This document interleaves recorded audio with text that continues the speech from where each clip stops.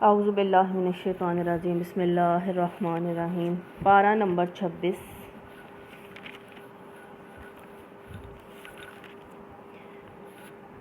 بسم اللہ الرحمن الرحیم۔ حامیم، تنزیل الکتاب من اللہ العزیز الحکیم۔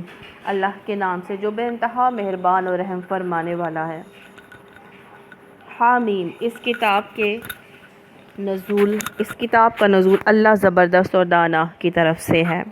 ہم نے زمین اور آسمانوں کو، ان ساری چیزوں کو جو ان کے درمیان ہے، برحق اور ایک مدت خاص کے تعین کے ساتھ پیدا کیا ہے، مگر یہ کافر لوگ اس حقیقت سے منہ موڑے ہوئے ہیں جس سے ان کو خبردار کر دیا گیا تھا۔ سورہ احقاف مکی صورت۔ اس کا مطلب ہے ریت کا بلند مستطیل ٹیلہ۔ بعض کے مطابق یہ بعض جو ہے اس کا معنی غار اور پہاڑ کے بھی لیتے ہیں۔ یہ حضرت ہود علیہ السلام کی قوم عاد جو ہے اس کے علاقے کا نام ہے۔ سورہ احقاف۔ اے نبی صلی اللہ علیہ وسلم، ان سے کہو کبھی تم نے آنکھیں کھول کر، یہ لوگوں کبھی تم نے آنکھیں کھول کر دیکھا کہ وہ ہستیاں ہی ہیں کیا جنہیں تم خدا کو چھوڑ کر پکارتے ہو؟ ذرا مجھے دکھاؤ تو صحیح کہ زمین میں انہوں نے کیا پیدا کیا ہے، یا آسمانوں کی تخلیق و تدبیر میں ان کا کیا حصہ ہے۔ اس سے پہلے آئی ہوئی کوئی کتاب یا علم کا کوئی بقیہ تمہارے پاس ہو تو وہی لے کر آؤ اگر تم سچے ہو۔ آخر اس شخص سے زیادہ بہکا ہوا انسان اور کون ہوگا جو اللہ کو چھوڑ کر ان کو پکارے، جو قیامت تک اسے جواب نہیں دے سکتے، بلکہ اس سے بھی بے خبر ہیں کہ پکارنے والے ان کو پکار رہے ہیں۔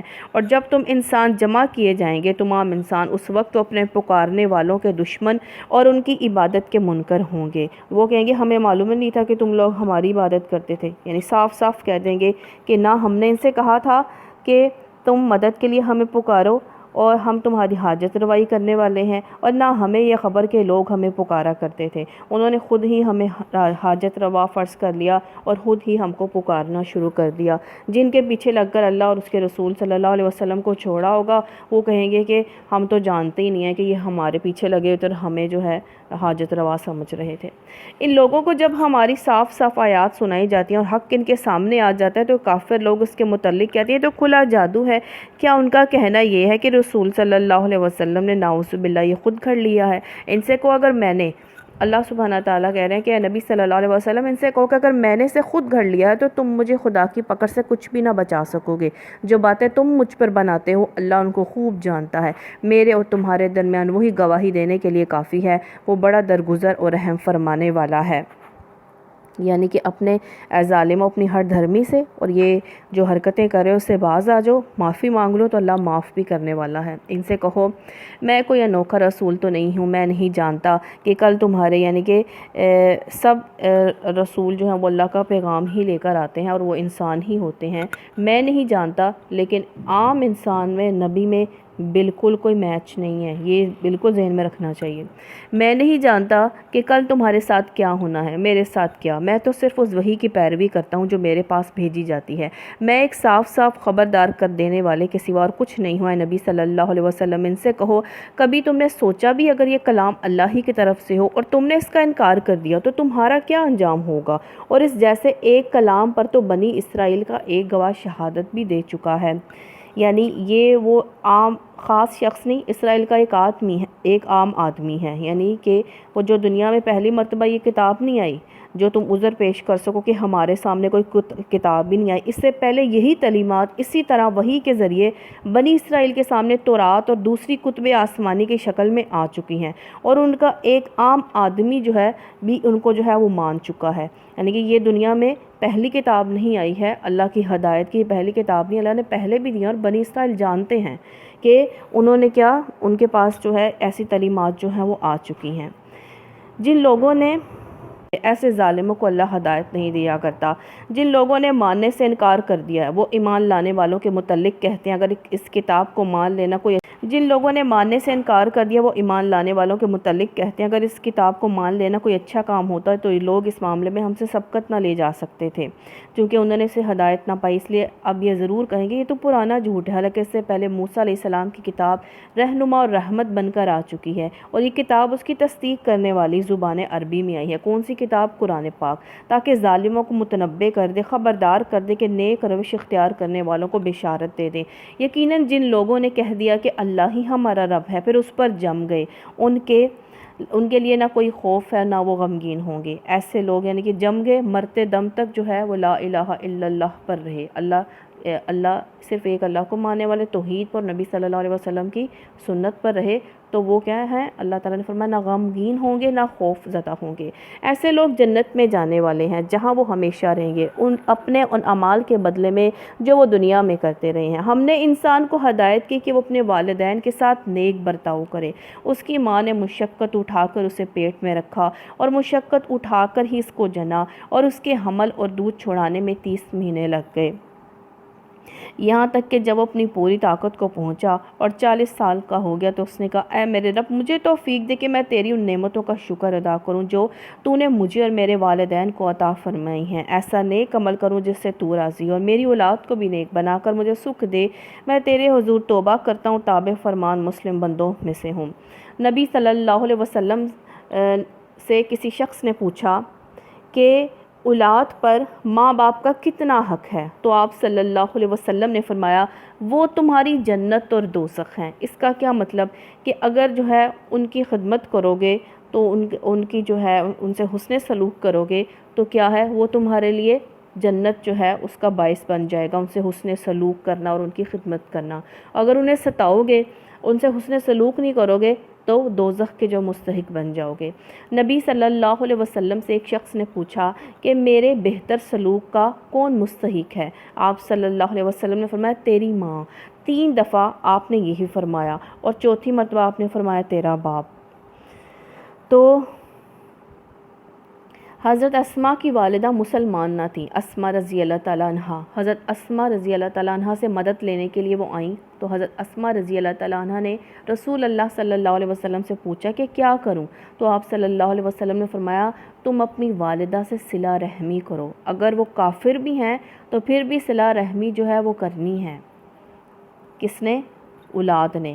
تو ماں باپ کو جو ستاتا ہے، جو تنگ کرتا ہے، تو اسے کیا ملتی ہے؟ دوزخ۔ تو ماں باپ کو جو ہے وہ حسن سلوک کرنا چاہیے، ان کی خدمت کرنی چاہیے، ان کی بات ماننی چاہیے، ان کی فرما برداری کرنی چاہیے، کیونکہ ماں باپ سے زیادہ مخلص کوئی ہو نہیں سکتا، اور زیادہ تر 3 دفعہ ماں کا گئے تو ماں سب سے زیادہ اولاد کے لیے جو ہے وہ مخلص ہے، اور سب سے اچھا سوچنے والی کرنے والی وہ ماں ہے، اور اس کے بعد باپ ہے۔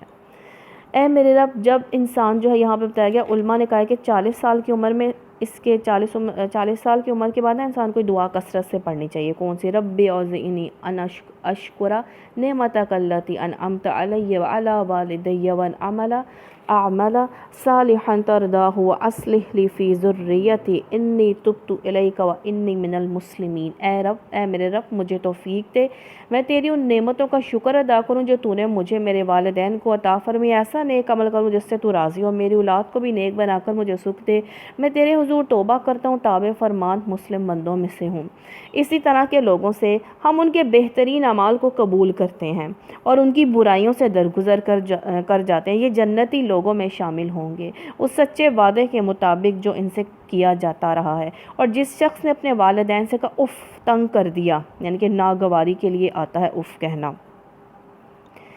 جہاں ماں باپ مسلمان اور اولاد کافر ہو تو ایسا جو ہے پھر باتیں ہوتی ہیں، یا بچے نافرمان ہوں، اف تنگ کر دیا ہے تم نے، کیا تم مجھے یہ خوف دلاتے ہو کہ میں مرنے کے بعد قبر سے نکالا جاؤں گا، حالانکہ مجھ سے پہلے بہت سی نسلیں گزر چکی ہیں، ان میں سے تو کوئی نہ اٹھ کر آیا۔ ماں اور باپ اللہ کی دہائی دے کر کہتے ہیں ارے بد نصیب، مان جا اللہ کا وعدہ سچا ہے، مگر وہ کہتا ہے یہ سب اگلے وقتوں کی فرسودہ کہانی ہے، اگلے وقتوں کی، پچھلے سارے لوگوں کی یہ کہانیاں ہیں، یہ لوگ ہیں جن پر عذاب کا فیصلہ چسپاں ہو چکا ہے، ان سے پہلے جنوں اور انسانوں کے جو ٹولے اس کماش کے گزرے ہیں انہی میں یہ بھی جا شامل ہوں گے، بے شک یہ گھاٹے میں رہ جانے والے لوگ ہیں، دونوں گروہوں میں سے ہر ایک کے درجے ان کے اعمال کے لحاظ سے بہتر ہیں تاکہ اللہ ان کے کیے کا پورا بدلہ ان کو دے، یعنی کہ والدین کو ماننے والے اور نہ ماننے والے، اللہ کو ماننے والے اور نہ ماننے والے۔ ان پر ظلم ہرگز نہ کیا جائے گا۔ پھر جب یہ کافر آگ کے سامنے لا کھڑے کیے جائیں گے تو ان سے کہا جائے گا تم اپنے حصے کی نعمتیں اپنی دنیا کی زندگی میں ختم کر چکے ہو اور ان کا لطف تم نے اٹھا لیا ہے۔ اب جو تکبر تم زمین میں جو ہے وہ زمین میں کسی حق کے بغیر کرتے رہے ہو اور جو نافرمانیاں تم نے کی ان کی پاداش میں آج تم کو ذلت کا جو ہے وہ عذاب دیا جائے گا۔ ذرا انہیں عاد کے بھائی ہود علیہ السلام کا قصہ سناؤ جب کہ اس نے احقاف میں اپنی قوم کو خبردار کیا تھا اور ایسے خبردار کرنے والے اس سے پہلے بھی گزر چکے تھے، اس کے بعد بھی آتے رہے۔ اللہ کے سوا کسی کی بندگی نہ کرو، مجھے تمہارے حق میں ایک بڑے ہولناک دن کے عذاب کا اندیشہ۔ انہوں نے کہا کیا تو اس لیے آیا کہ ہمیں بہکا کر ہمارے معبودوں سے پھیر دے؟ اچھا تو لے آ اپنا وہ عذاب جس سے تو ہمیں ڈراتا ہے اگر واقعی تو سچا ہے۔ اس نے کہا اس کا علم اللہ کو ہے اور میں صرف وہ پیغام تمہیں پہنچا رہا ہوں جسے دے کر مجھے بھیجا گیا ہے، مگر میں دیکھ رہا ہوں کہ تم لوگ جہالت برت رہے ہو۔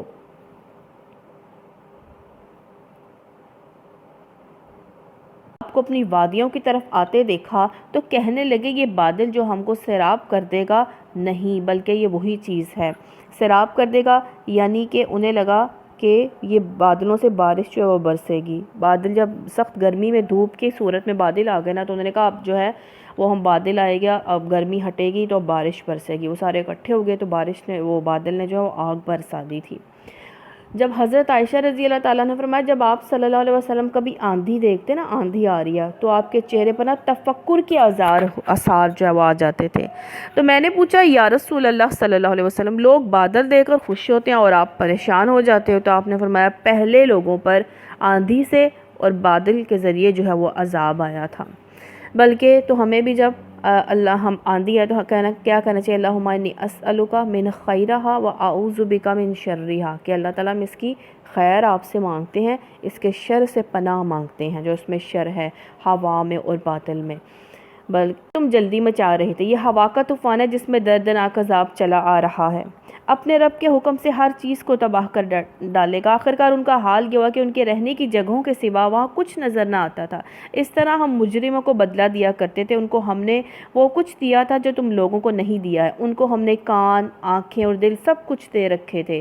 تو آنکھیں، کان، دل کے بارے میں اللہ سبحانہ تعالیٰ نے ہم سے سوال کرنا ہے کہ آنکھیں کس طرح کیا دیکھنے میں لگائیں، کان کیا سننے میں لگائے اور دل تمہارے کون سی یادوں اور کون سی فکروں میں منہمک رہے، یہ اللہ تعالیٰ نے ہم سے سوال کرنا ہے۔ مگر نہ وہ کان ان کے کسی کام آئے، نہ آنکھیں نہ دل، کانوں سے نہ اللہ کی بات سنی، آنکھوں سے نہ حق دیکھا، نہ غور و فکر کیا دیکھ کر کائنات کو، نہ اپنی ذات کو، نہ قرآن پاک کو، اور نہ دل میں جو ہے وہ قرآن پاک کو سن کر اتارا، اور نہ دل کو جو ہے پاک کیا اپنے جو ہے گندے خیالات، جہالت سے، شرک سے، بغض، عداوت، نفرتوں سے دل کو پاک نہیں کیا، کیونکہ وہ اللہ کی آیات کا انکار کرتے تھے اور اسی چیز کے پھیر میں آ گئے وہ جن کا وہ مذاق اڑایا کرتے تھے، جس کا مذاق اڑاتے تھے۔ تمہارے گرد و پیش کے لوگ میں بہت سی بستیوں کو ہم ہلاک کر چکے، ہم نے اپنی آیات بھیج کر بار بار طرح طرح سے ان کو سمجھایا شاید کہ وہ باز آ جائیں، پھر کیوں نہ ان ہستیوں نے ان کی مدد کی جنہیں اللہ کو چھوڑ کر انہوں نے تقرب اللہ کا ذریعہ سمجھتے معبود بنا لیا تھا،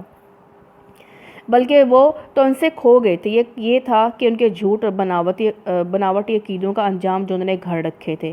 لوگوں کو دوسروں کو معبود بنانا کیا ہوتا ہے؟ دوسروں سے اپنی جو ہے حاجت روائی پوری کرنا، ان سے دعائیں کرنا اور جو ہے ان کی بات ماننا اور اللہ سبحانہ تعالیٰ کے احکامات کو جو پیچھے کر دینا، ان کی بات ماننا، یہ ہے دوسروں کو معبود بنا لینا۔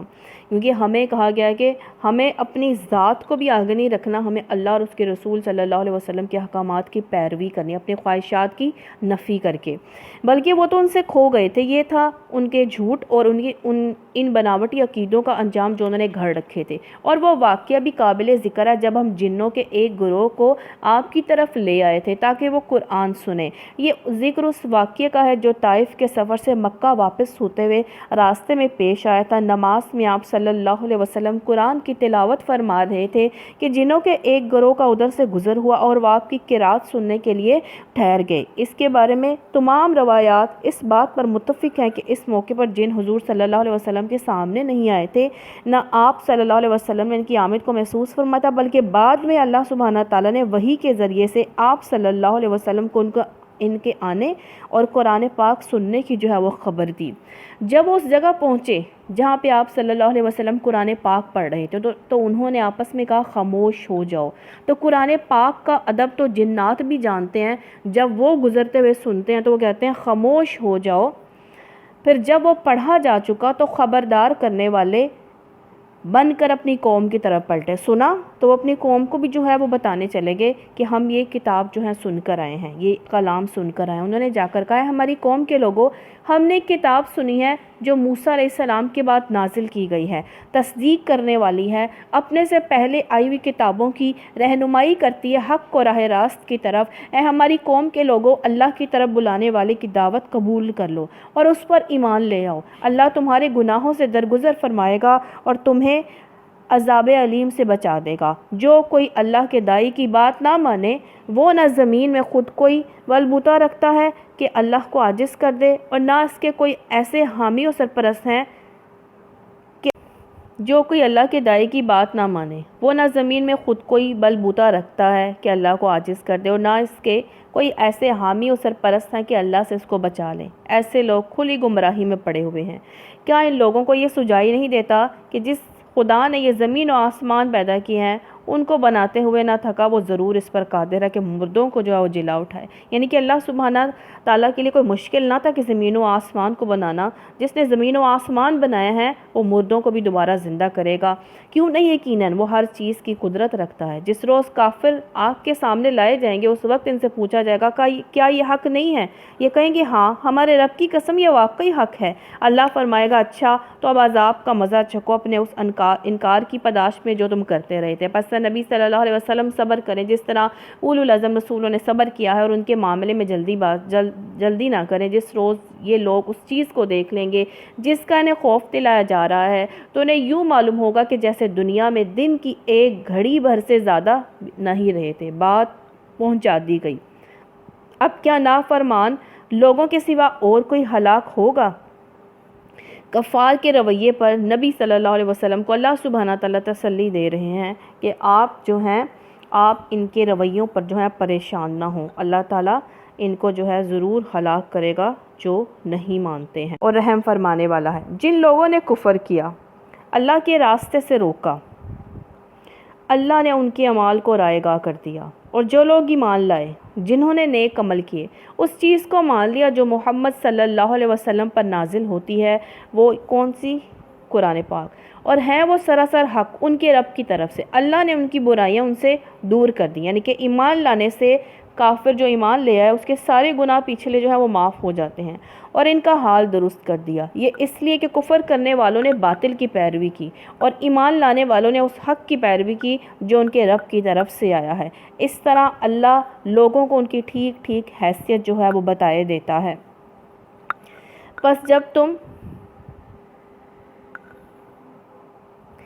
بس جب ان کافروں سے تمہاری مڈ بھیڑ مقابلہ ہو، جنگ ہو، تو پہلا کام ان کی گردنیں مارنا ہے، یعنی کہ اس میں اب شدت کا اظہار ہے۔ یہاں تک کہ جب تم ان کو اچھی طرح کچل دو تب قیدیوں کو مضبوط باندھو، اس کے بعد تمہیں اختیار ہے احسان کرو یا فدیہ کا معاملہ کرو تاکہ لڑائی میں اپنے ہتھیار جو ہے وہ ڈال دیں۔ اب اس آیت میں لڑائی کا حکم جو ہے وہ دیا جا رہا ہے۔ لڑائی کا حکم آ جانے کے بعد لڑائی شروع ہونے سے پہلے یہ آیت نازل ہوئی ہیں۔ جب کافروں سے تمہاری مڈ بھیڑ ہو کے الفاظ، اس کا مطلب یہ ہے کہ ہونے سے پہلے ہدایت دی جا رہی ہے، جنگ ہونے سے پہلے جب ہو تو مسلمانوں کو سب سے پہلے اپنی توجہ دشمن کی جنگی طاقت اچھی طرح توڑ دینے پر صرف کرنی چاہیے۔ اس کے بعد جن لوگوں کو گرفتار کیا جائے ان کے معاملے میں مسلمانوں کو یہ بھی اختیار ہے کہ فدیہ لے کر یا اپنے قیدیوں کو تبادلہ کر کے انہیں چھوڑ دیں، اور یہ اختیار بھی ہے کہ قید میں رکھ کر ان سے احسان کا برتاؤ کریں یا مناسب ہو تو احسان کے طور پر انہیں رہا کر دیں۔ یہ ہے تمہارے کرنے کے کام۔ اللہ چاہتا تو خود ہی ان سے نمٹ لیتا، مگر یہ طریقہ اس لیے اس نے اختیار کیا ہے تاکہ تم لوگوں کو ایک دوسرے کے ذریعے سے آزمائے۔ یعنی کہ اللہ سبحانہ تعالیٰ جو ہے باطل پرستوں کی خود ہی جو ہے سرکوبی کر سکتا تھا، محتاج نہیں اللہ کسی کا، لیکن اللہ سبحانہ تعالیٰ انسانوں میں جو حق پرست ہوں جب وہ باطل پرستوں سے ٹکرائیں اور ان کے مقابلے میں جہاد کریں جس کے اندر جو کچھ اوصاف ہے نا وہ اس امتحان سے نکھر کر پوری طرح نمایاں ہو جائیں، اور ہر ایک اپنے کردار کے لحاظ سے جس مقام اور مرتبے کا مستحق ہو اس کو دیا جائے۔ جبکہ کافر یعنی کہ جب جان لڑانے کی باری آتی ہے نا تب پتہ چلتا ہے۔ اسلام کے دعوے تو پہلے بڑے لوگ کرتے ہیں، لیکن جب مشکل وقت آتا ہے، جب اسلام کے لیے جان اور مال لگانا پڑتا ہے، تو پھر پتہ چلتا ہے کہ کون کتنا اسلام میں ہے، تاکہ تم لوگوں کو ایک دوسرے کے ذریعے سے آزمائے۔ جو مومن ہے وہ بھی نکھر کے سامنے آ جائے، اور جو کافر ہیں وہ بھی جو ہے ظاہر ہو جائیں۔ جو لوگ اللہ کی راہ میں مارے جائیں گے، اللہ ان کے اعمال کو ہرگز ضائع نہ کرے، کیونکہ وہ شہید ہیں، شہادت انہوں نے جو لیا اللہ کے راستے میں، وہ ان کی رہنمائی فرمائے گا، یعنی جنت کے رہنمائی، ان کا حال درست کر دے گا اور ان کو اس جنت میں داخل کرے گا جس سے وہ ان کو واقف کرا چکا ہے۔ نبی صلی اللہ علیہ وسلم نے فرمایا، قسم ہے اس ذات کی جس کے ہاتھ میں میری جان ہے، ایک جنتی کو اپنے جنت والے گھر کے راستوں کا اس سے کہیں زیادہ علم ہوگا جتنا دنیا میں اسے اپنے گھر کا تھا۔ صحیح بخاری کی حدیث ہے۔ سبحان اللہ۔ اے لوگو تو اللہم انا نسألک جنت الفردوس، اے لوگو جو ایمان لائے ہو، اگر تم اللہ کی مدد کرو گے وہ تمہاری مدد کرے گا۔ اللہ کی مدد کیا؟ کلمہ حق کو بلند کرنے کے لیے اللہ تعالیٰ جو ہے کلمہ حق کو بلند کرنے کے لیے کام کرے گا، تو جو اللہ کا کلام پھیلانے کے لیے، اللہ کا کلمہ توحید کو بلند کرنے کے لیے کام کرے گا، اس کے ساتھ اللہ کی مدد ہوگی، تمہارے قدم مضبوط جما دے گا۔ رہے وہ لوگ جنہوں نے کفر کیا تو ان کے لیے اللہ نے ان کی اعمال کو غارت کر دیا، کیونکہ انہوں نے اس چیز کو ناپسند کیا جس سے اللہ نے نازل کیا، کس کو؟ قرآن کو، لہٰذا اللہ نے ان کی اعمال ضائع کر دی۔ کیا وہ زمین میں چلے پھرے نہ تھے کہ ان لوگوں کا انجام دیکھتے جو ان سے پہلے گزر چکے ہیں؟ اللہ نے ان کا سب کچھ ان پر الٹ دیا، ایسے ہی نتائج ان کافروں کے لیے مقدر ہیں، یعنی تباہی ان کے لیے آخرت میں بھی ان کے لیے تباہی ہے جو اللہ کے نافرمان ہیں۔ یہ اس لیے ہے کہ ایمان لانے والوں کا حامی و ناصر اللہ ہے، کافروں کا حامی و ناصر کوئی نہیں ہے۔ ایمان لانے والوں، نیک عمل کرنے والوں کو اللہ ان جنتوں میں داخل کرے گا جن کے نیچے نہریں بہتی ہیں۔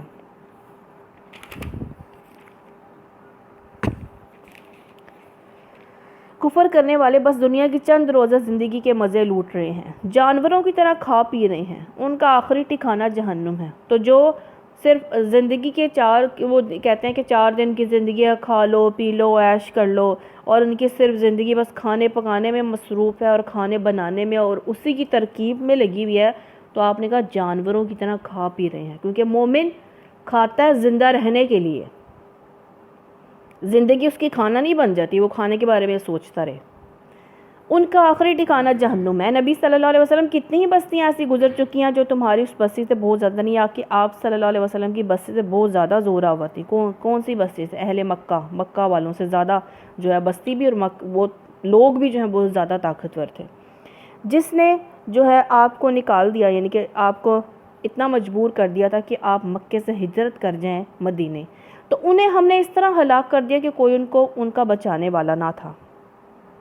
یعنی کہ پہلے انبیاء کی بستیوں کو بھی ایسے ہی ہوا، لوگوں کے ساتھ ایسا ہوا، جنہوں نے اپنے نبی کو نکالا، نبی کے ساتھ جو ہے وہ برا کیا، تو اللہ تعالیٰ نے ان کو ہلاک کر دیا، کوئی بچانے والا نہ تھا۔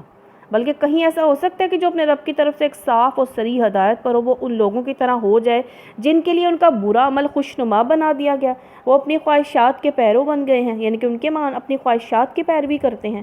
پرہیزگار لوگوں کے لیے جس جنت کا وعدہ کیا گیا ہے، اس کی شان تو یہ کہ اس میں نہریں بہہ رہی ہوں گی، نتھرے ہوئے پانی کی، صاف ستھرا پانی، نہریں بہہ رہی ہوں گی ایسے دودھ کی جس کے مزے میں ذرا فرق نہ آیا ہوگا، نہریں دودھ کی، ایسی شراب کی جو پینے والوں کے لیے لذیذ ہوگی، نہریں بہہ رہی ہوں گی صاف شہد کی، صاف شفاف شہد کی، اس میں ان کے لیے ہر طرح کے پھل ہوں گے، ان کے رب کی طرف سے بخشش بھی ہوگی۔ کیا وہ شخص جس کے حصے میں یہ جنت آنے والی ہے ان لوگوں کی طرح ہو سکتا ہے جو جہنم میں ہمیشہ رہیں گے اور جنہیں ایسا گرم پانی پلایا جائے گا جو ان کی آنتیں تک کاٹ دے گا؟ تو استغفر اللہ، اللہم اجرنا من النار، اور اللہم انا نسألک جنت الفردوس، کہ اللہ ہم تیری جہنم سے پناہ مانگتے ہیں اور تیری جنت جو ہے وہ چاہتے ہیں۔ ان میں کچھ لوگ ایسے ہیں جو کان لگا کر آپ کی بات سنتے ہیں، پھر جب وہ آپ کے پاس سے نکلتے ہیں نا تو ان لوگوں سے جنہیں علم کی نعمت بخشی گئی ہے پوچھتے ہیں کیا ابھی انہوں نے کیا کہا تھا؟ یعنی کہ کفار اور منافقین، منکرین اہل کتاب کا ذکر ہے کہ جو نبی صلی اللہ علیہ وسلم کی مجلس میں آ کر بیٹھتے تھے، آپ کے ارشادات یا قرآن مجید کی آیات سنتے تھے، مگر چونکہ ان کا دل ان مضامین سے دور تھا، یعنی کہ دل میں وہ اترتی نہیں تھی بات، تو جو آپ صلی اللہ علیہ وسلم کی زبان مبارک سے ادا ہوتے تھے، یعنی کہ وہ مضامین وہ باتیں، اس لیے سب کچھ سن کر بھی نہ کچھ نہ سنتے تھے، باہر نکل کر مسلمانوں سے پوچھتے کہ ابھی آپ صلی اللہ علیہ وسلم کیا فرما رہے تھے، یعنی کہ دھیان نہیں تھا نا، دل میں کچھ اور چل رہا ہوتا تھا، بس وہاں بیٹھے ہوتے تھے۔ تو دل کا حاضر ہونا بہت ضروری ہے، دل میں بات اترنا بے حد ضروری ہے عمل بدلنے کے لیے۔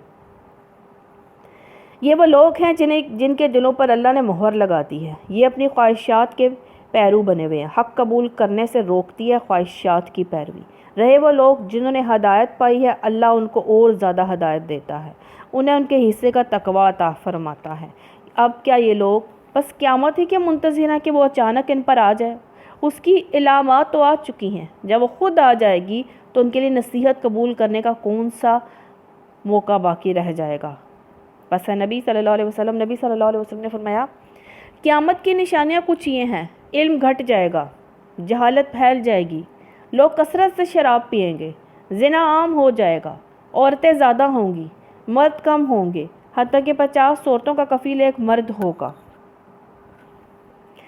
پس نبی صلی اللہ علیہ وسلم خوب جان لو کہ اللہ کے سوا کوئی عبادت کا مستحق نہیں ہے، اور معافی مانگو اپنے قصور کے لیے بھی، اپنی بخشش بھی، مومن مردوں اور عورتوں کے لیے بھی۔ اب نبی بھی معافی مانگے، انبیاء تو معصوم ہوتے ہیں، گناہوں سے پاک ہوتے ہیں، تو کیوں کہا گیا؟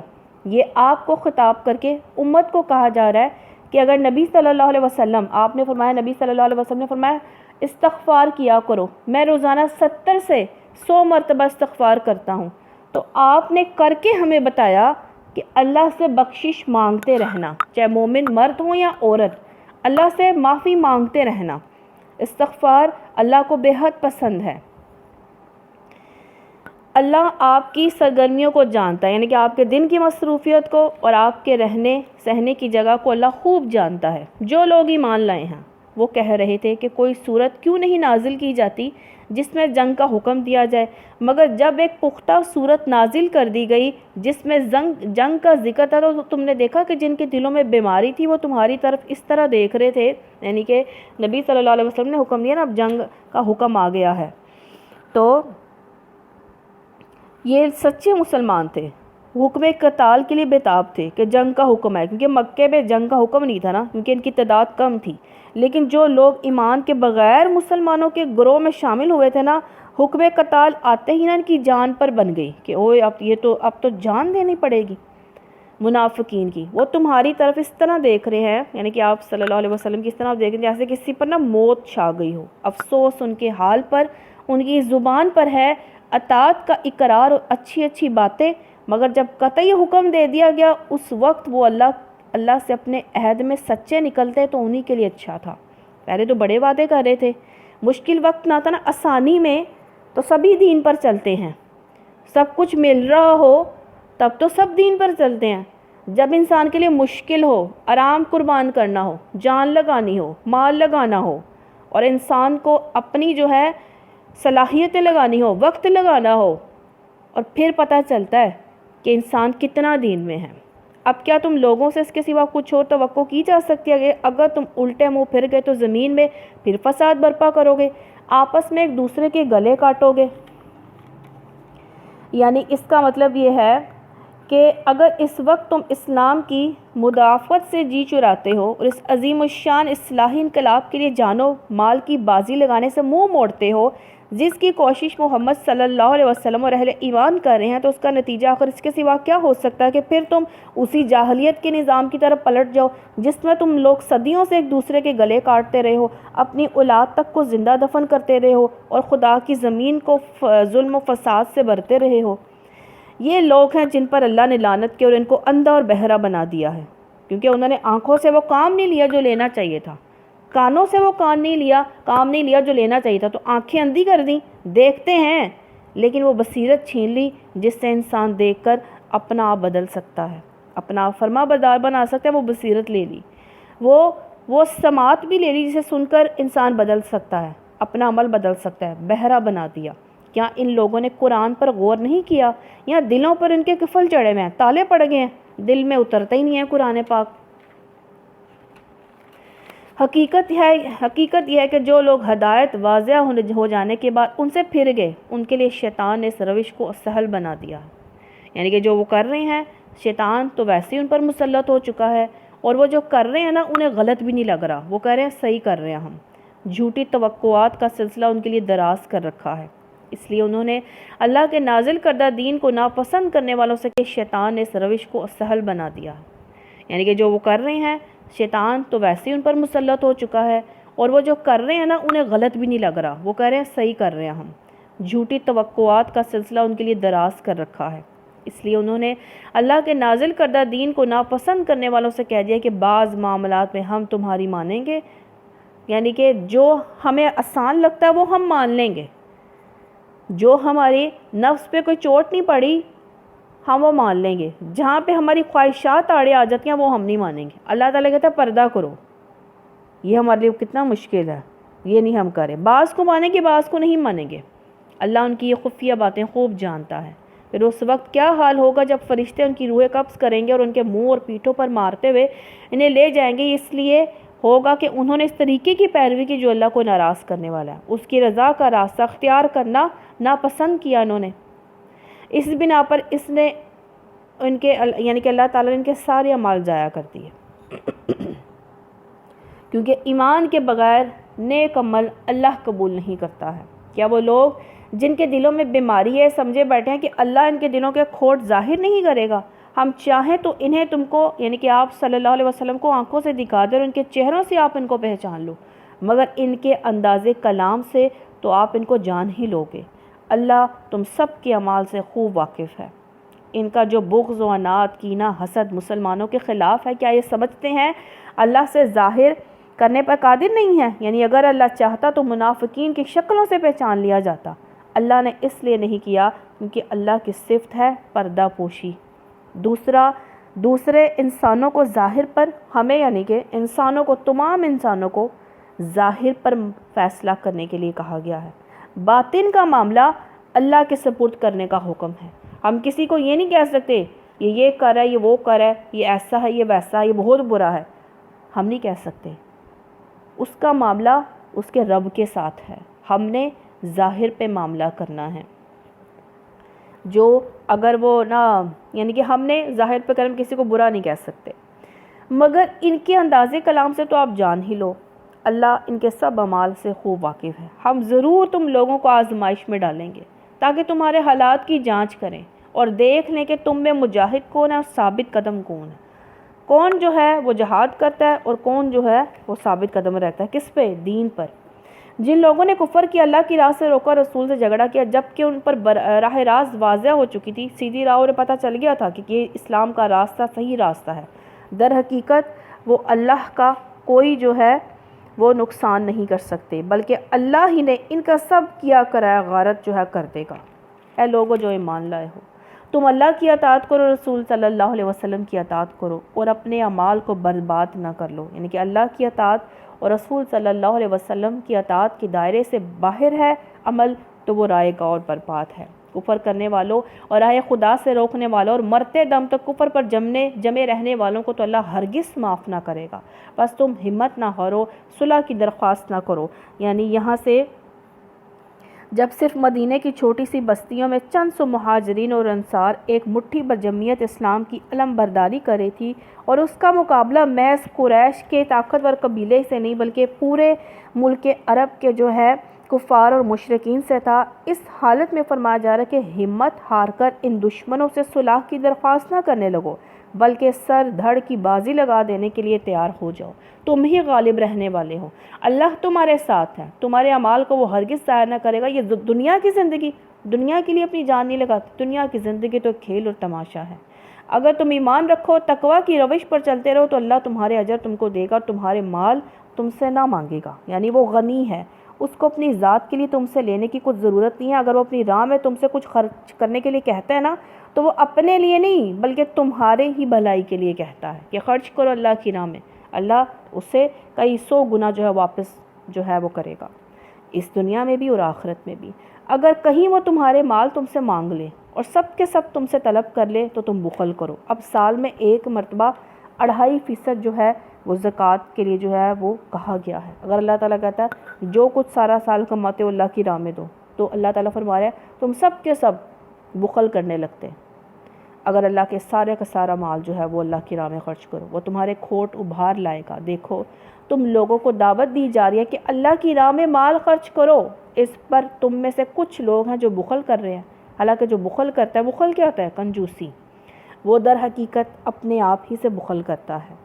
اللہ تو غنی ہے، تم ہی اس کے محتاج ہو۔ اگر تم منہ موڑو گے تو اللہ تمہاری جگہ کسی اور قوم کو لے آئے گا اور وہ تم جیسے نہ ہوں گے، یعنی کہ وہ مال بھی لگائیں گے، جان بھی لگائیں گے، وقت بھی لگائیں گے، صلاحیتیں بھی لگائیں گے، ہر سب کچھ جو ہے وہ اللہ کی راہ پر جو ہے وہ لگاتے ہیں گے۔ سورہ فاتحہ، فتح مبین کی بشارت دی گئی۔ فتح کامیابی کہتے ہیں۔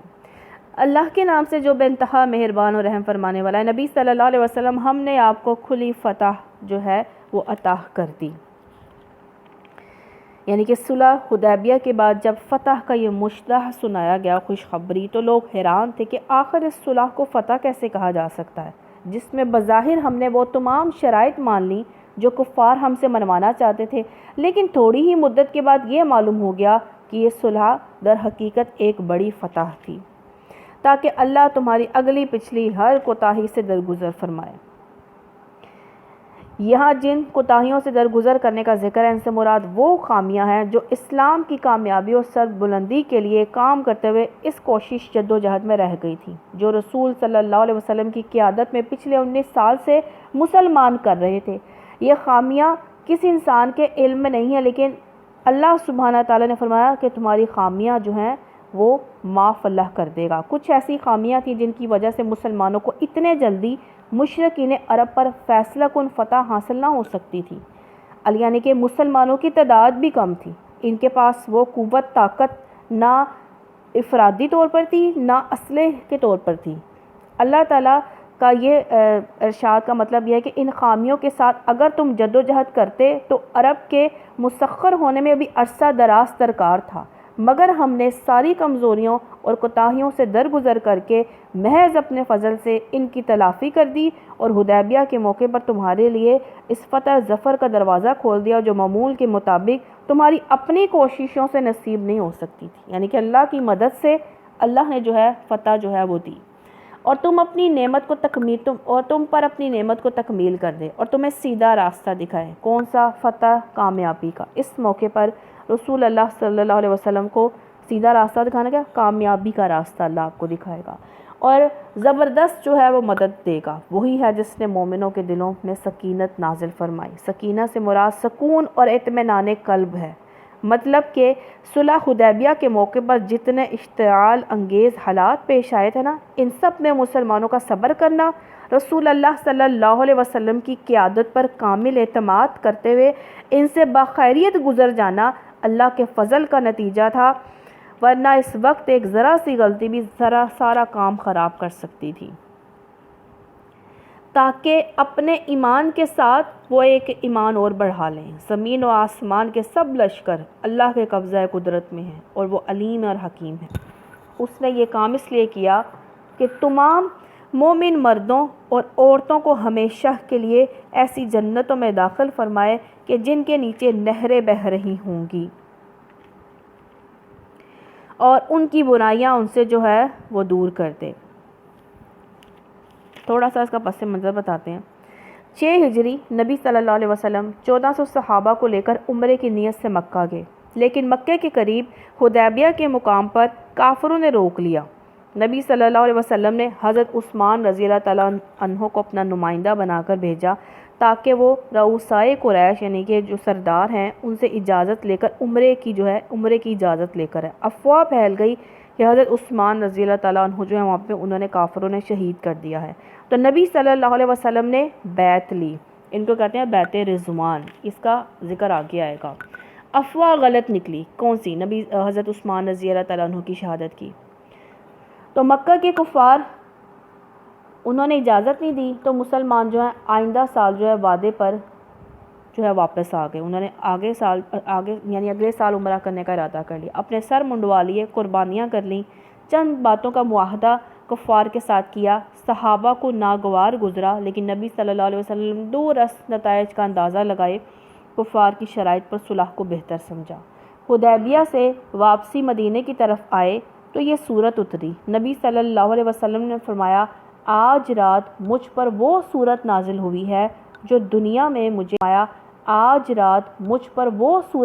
ہوئی ہے جو دنیا میں مجھے دنیا و ما فیہا سے زیادہ محبوب ہے۔ ما فیہا، جو دنیا میں جو کچھ بھی ہے، مجھے اس سب سے زیادہ جو ہے وہ محبوب ہے۔ اللہ کے نزدیک یہ بڑی کامیابی ہے، اور ان منافق مردوں اور عورتوں، مشرک مردوں اور عورتوں کو سزا دے جو اللہ کے متعلق برے گمان رکھتے ہیں۔ برائی کے پھیر میں وہ خود ہی آ گئے، اللہ کا غضب ان پر ہوا، اس نے ان پر لعنت کی، ان کے لیے جہنم مہیا کر دی جو بہت ہی برا ٹھکانہ ہے۔ زمین و آسمان کے لشکر اللہ ہی کی قبضہ قدرت میں، وہ زبردست اور حکیم ہے۔ نبی صلی اللہ علیہ وسلم، ہم نے آپ کو شہادت دینے والا، کون سا؟ حق کی گواہی دینے والا، حق کی شہادت دینے والا، بشارت دینے والا، خبردار کرنے والا بنا کر بھیجا ہے، تاکہ اے لوگو تم اللہ اور اس کے رسول صلی اللہ علیہ وسلم پر ایمان لاؤ اور اس کا یعنی رسول صلی اللہ علیہ وسلم کا ساتھ دو، نبی صلی اللہ علیہ وسلم کی تعظیم اور توقیر کرو، صبح شام اللہ کی تسبیح کرتے رہو۔ اے نبی صلی اللہ علیہ وسلم، جو لوگ آپ سے بیعت کر رہے تھے، کون سی؟ بیعت رضوان کب کی تھی؟ جب حضرت عثمان رضی اللہ تعالیٰ عنہ کی شہادت کی افواہ جو ہے پھیلی تھی۔ وہ دراصل اللہ سے بیعت کر رہے تھے، ان کے ہاتھ پر اللہ کا ہاتھ تھا۔ اب جو اس یعنی کہ یہ بیعت رسول صلی اللہ علیہ وسلم کے واسطے سے در حقیقت وہ بیعت اللہ کے ساتھ کر رہے تھے۔ اب جو اس عہد کو توڑے گا، اس کے ہاتھ شکنی کا وبال اس کی اپنی ہی ذات پر ہوگا، اور جو اس عہد کو وفا کرے گا جو اس نے اللہ سے کیا ہے، اللہ ان قریب اس کا بڑا اجر عطا فرمائے گا۔ عہد کیا تھا کہ ہم قریش سے بدلہ لے کر آئیں گے حضرت عثمان رضی اللہ تعالیٰ عنہ کی شہادت کا۔ اب جو وعدے سے پھیرے گا تو اللہ تعالیٰ فرماتے ہیں کہ وہ وعدہ شکنی کا وبال اس کی ذات پر ہوگا، اور جو وعدہ پورا کرے گا اللہ اس کو بڑا اجر دے گا۔ اے نبی صلی اللہ علیہ وسلم، بدوی عربوں میں سے جو لوگ پیچھے چھوڑ دیے گئے تھے، اب وہ آ کر ضرور آپ سے کہیں گے ہمیں اپنے اموال اور بال بچوں کی فکر نے مشغول کر رکھا تھا۔ یعنی یہ اطراف مدینہ کے ان لوگوں کا ذکر ہے جنہیں عمرے کی تیاری شروع کرتے وقت رسول اللہ صلی اللہ علیہ وسلم نے ساتھ چلنے کی دعوت دی تھی، مگر وہ ایمان کا دعویٰ رکھنے کے باوجود صرف اسی لیے اپنے گھروں سے نہ نکلے تھے کہ انہیں اپنی جان عزیز تھی۔ وہ سمجھ رہے تھے کہ اس موقع پر قریش کے عین گھر میں عمرے کے لیے جانا موت کے منہ میں جو ہے وہ جانا ہے۔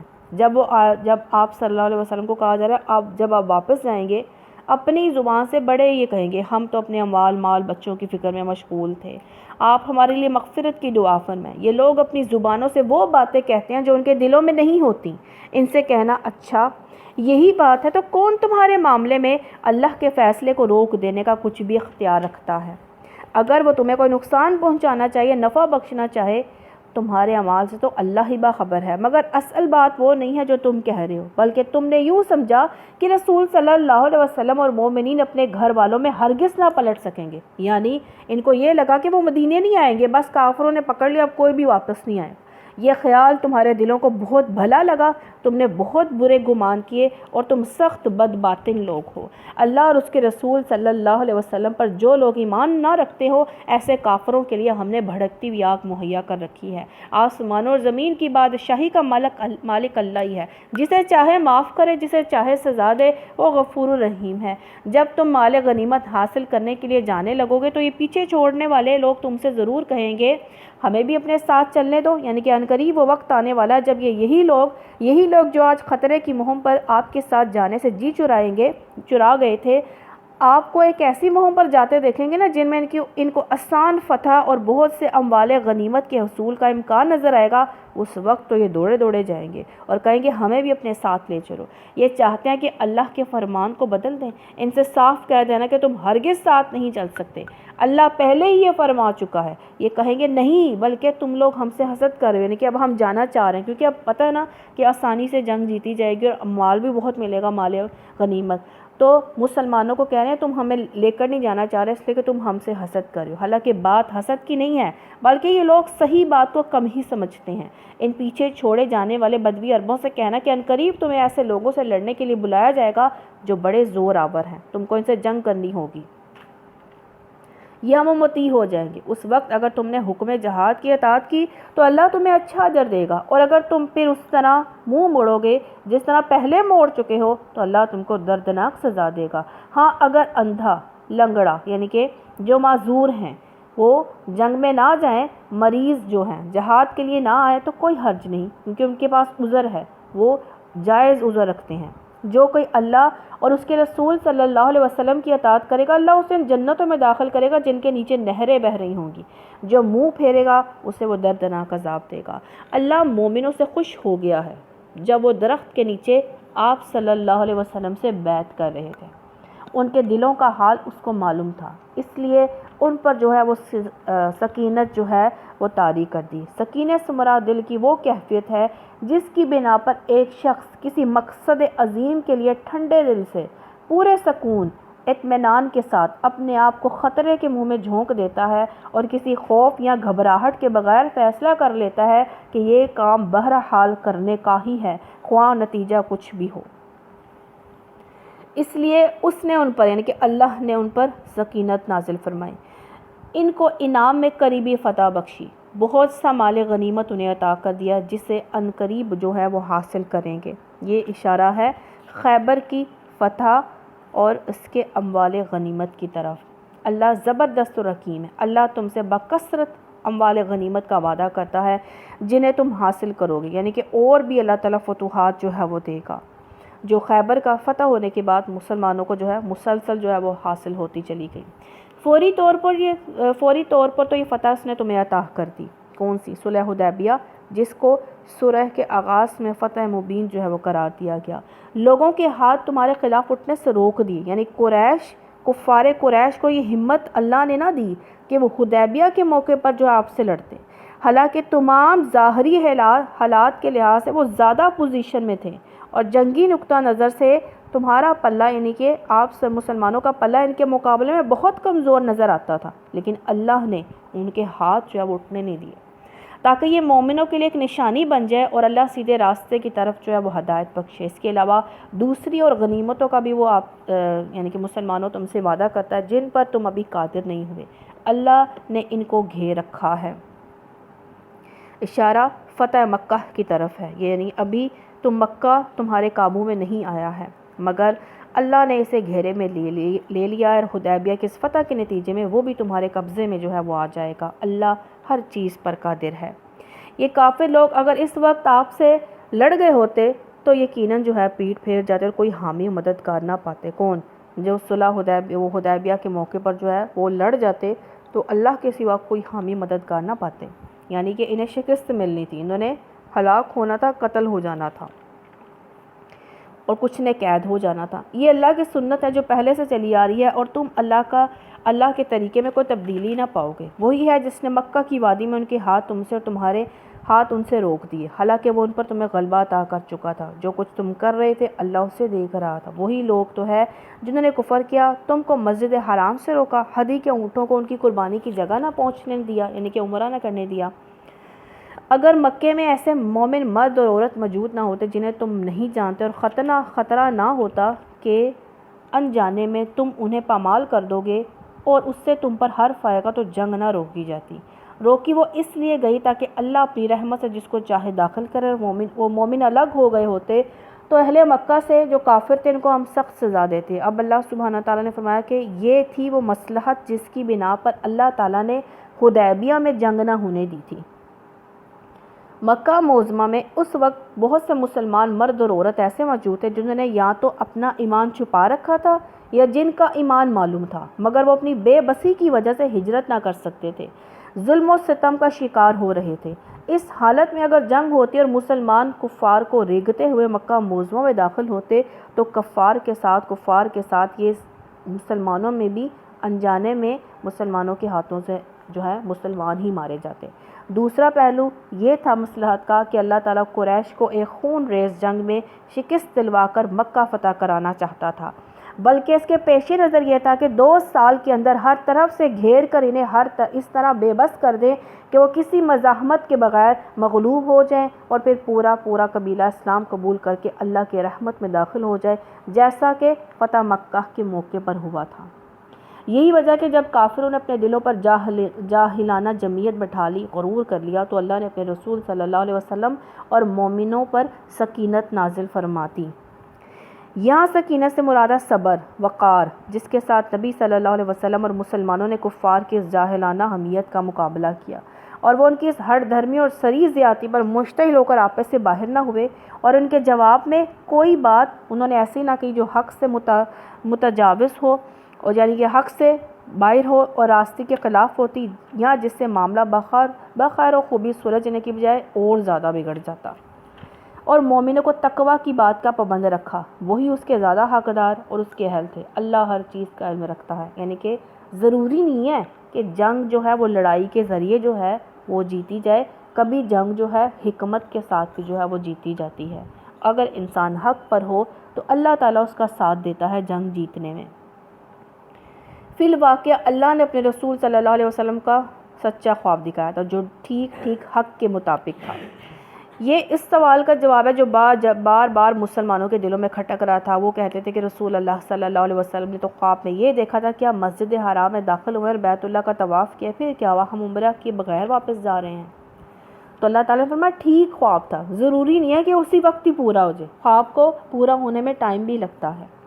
اپنے سر منڈواؤ گے، انشاءاللہ تم ضرور مسجد حرام میں پورے امن کے ساتھ داخل ہوگے۔ اللہ تعالیٰ نے فرمایا جاؤ گے۔ یہ وعدہ اگلے سال ذی القعدہ 7 ہجری میں پورا ہوا۔ تاریخ میں یہ عمرۃ القضاء کے نام سے جو ہے وہ مشہور ہے۔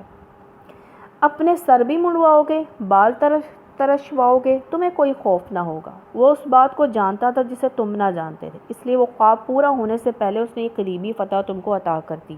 وہ اللہ ہی ہے جس نے اپنے رسول صلی اللہ علیہ وسلم کو ہدایت اور دین حق کے ساتھ بھیجا تاکہ اس کو پوری جن سے دین پر غالب کر دے، اور حقیقت پر اللہ کی گواہی کافی ہے۔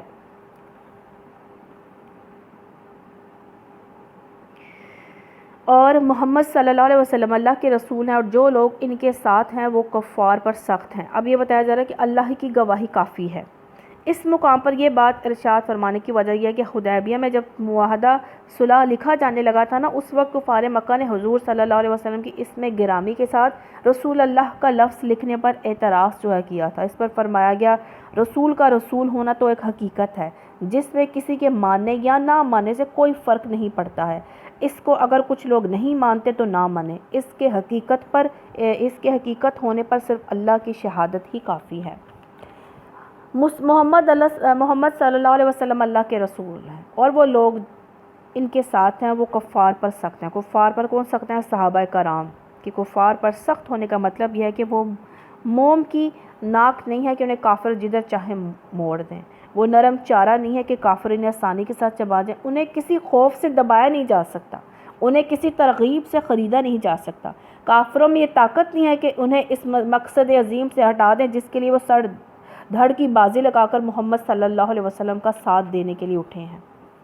تم جب دیکھو گے آپس میں وہ رحیم ہیں، یعنی کہ مسلمانوں میں آپس میں صحابہ کرام جو مسلمان ہوتے ہیں وہ آپس میں جو ہیں وہ رحیم ہیں، شفیق ہیں، ہمدرد ہیں، غم گسار ہیں، اصول اور مقصد کے اتحاد نے ان کے اندر ایک دوسرے کے لیے محبت، ہم رنگی اور سازگاری جو ہے وہ پیدا کرتی ہے، لیکن دشمنان کے مقابلے میں بہت سخت ہیں۔ جب دیکھو کہ انہیں رکوع سجود کرتے ہوئے اللہ کے فضل اور اس کی خوشنودی کے طلب میں مشغول پاؤ گے۔ سجود کے اثرات ان کے چہروں پر موجود ہیں جن سے وہ الگ پہچانے جاتے ہیں۔ اس سے مراد پیشانی کا وہ گٹا نہیں ہے جو سجدہ کرنے کی وجہ سے بعض نمازیوں کے چہرے پر بڑھ جاتا ہے، بلکہ اس سے مراد خدا ترسی، کریم النفسی، شرافت، حسن اخلاق کے وہ آثار ہیں جو اللہ کے آگے جھکنے کی وجہ سے فطرتاً آدمی کے چہرے پر نمایاں ہو جاتے ہیں۔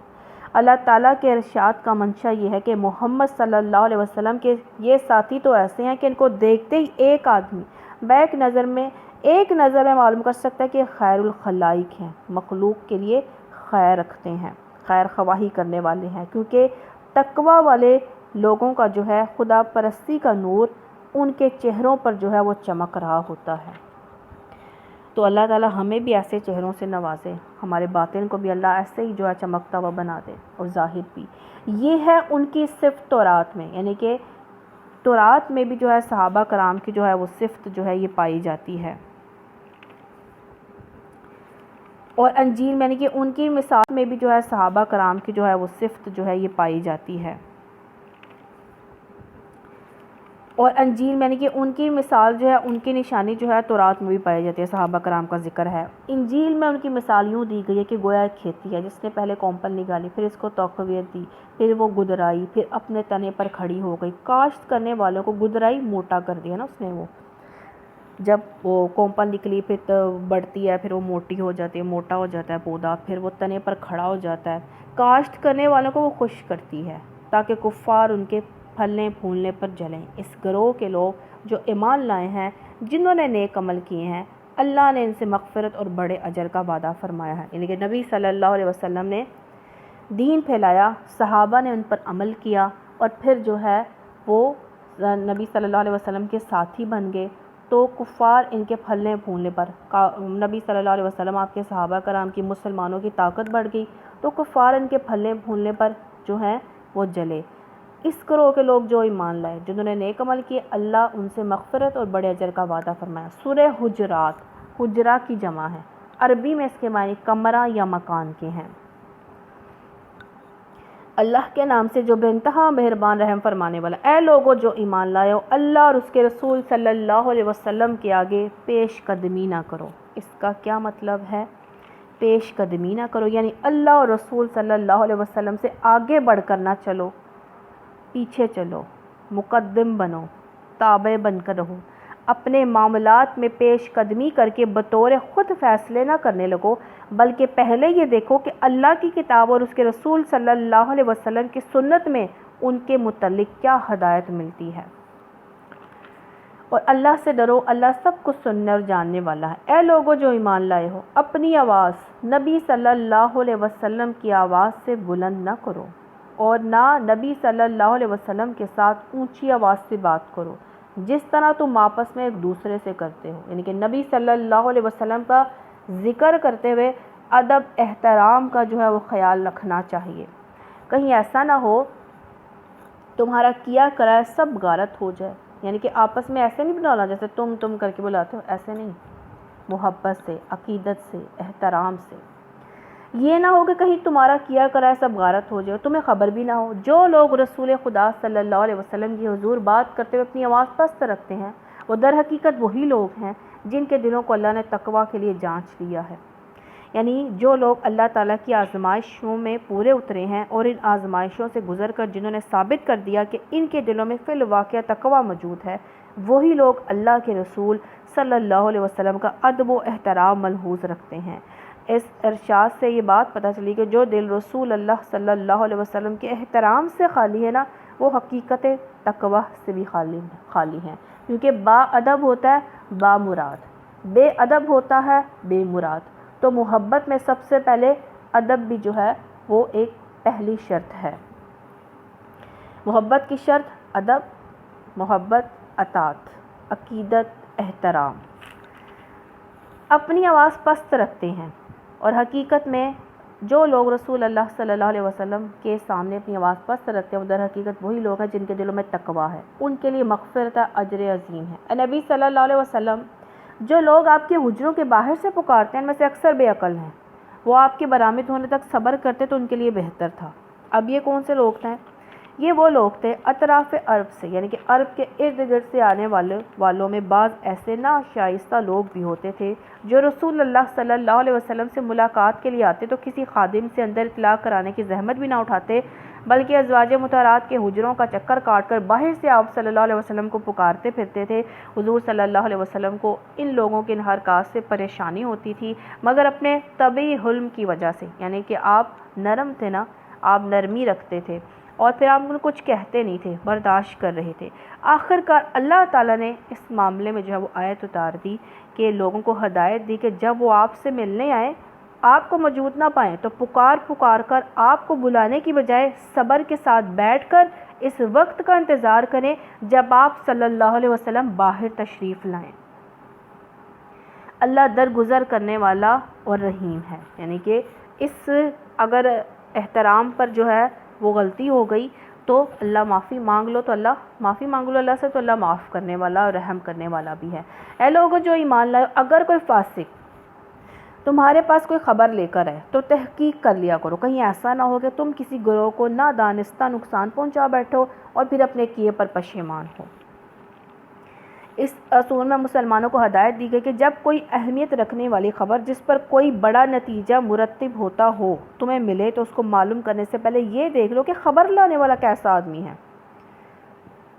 اگر وہ کوئی فاسق شخص ہو، یعنی جس کا ظاہر حال یہ بتا رہا ہو کہ اس کی بات اعتماد کے لائق نہیں ہے، تو اس کی دی ہوئی خبر پر عمل کرنے سے پہلے تحقیق کر لیا کرو، یعنی کہ سنی سنائی باتوں پر کان نہ دھر لیا کرو، اپنا خود دماغ بھی لڑایا کرو، پہلے تحقیق کر لیا کرو۔ خوب جان رکھو تمہارے درمیان اللہ کا رسول موجود ہے صلی اللہ علیہ وسلم، اگر وہ بہت سے معاملات میں تمہاری بات مان لے، یعنی کہ لوگوں اگر آپ صلی اللہ علیہ وسلم تم لوگوں کی بات مان لے تو تم خود ہی مشکلات میں مبتلا ہو جاؤ، یعنی کہ نبی صلی اللہ علیہ وسلم اے لوگوں تمہارے نفع نقصان کی باتیں زیادہ جانتے ہیں کیونکہ ان پر وحی اترتی ہے، مگر اللہ نے تم کو ایمان کی محبت دی اور اس کو تمہارے لیے دل پسند بنا دیا ہے، کفر و فسق نافرمانی سے متنفر کر دیا ہے، ایسے ہی لوگ اللہ کے فضل اور احسان سے راست رو ہیں اور اللہ علیم اور حکیم ہے۔ اور اگر اہل ایمان میں سے دو گروہ آپس میں لڑ جائیں تو ان کے درمیان صلح کراؤ، اگر ان میں سے ایک گروہ دوسرے گروہ پر زیادتی کرے تو زیادتی کرنے والوں سے لڑو یہاں تک کہ وہ اللہ کے حکم کی طرف پلٹ آئے۔ اب بتایا جا رہا ہے جب اہل ایمان سے دو گروہ آپس میں لڑیں تو کیا کرو، لڑنا مسلمانوں کا شیوا نہیں ہے اور نہیں ہونا چاہیے، وہ مومن ہوتے ہوئے آپس میں لڑا کریں گے، اگر ایسا ہو جائے تو کیا کرو، ان میں صلح جو ہے وہ کرا دو۔ اگر ان میں سے ایک گروہ دوسرے گروہ پر زیادتی کرے تو زیادتی کرنے والے سے لڑو یہاں تک کہ وہ اللہ کے حکم کی طرف پلٹ آئے، پھر اگر وہ پلٹے تو ان کے درمیان عدل کے ساتھ صلح کر دو اور انصاف کرو، اللہ انصاف کرنے والوں کو پسند کرتا ہے۔ مومن تو ایک دوسرے کے بھائی ہیں، لہٰذا اپنے بھائیوں کے درمیان تعلقات کو درست کرو، اللہ سے ڈرو، امید ہے کہ تم پر جو ہے وہ رحم کیا جائے گا۔ اے لوگو جو ایمان لائے ہو،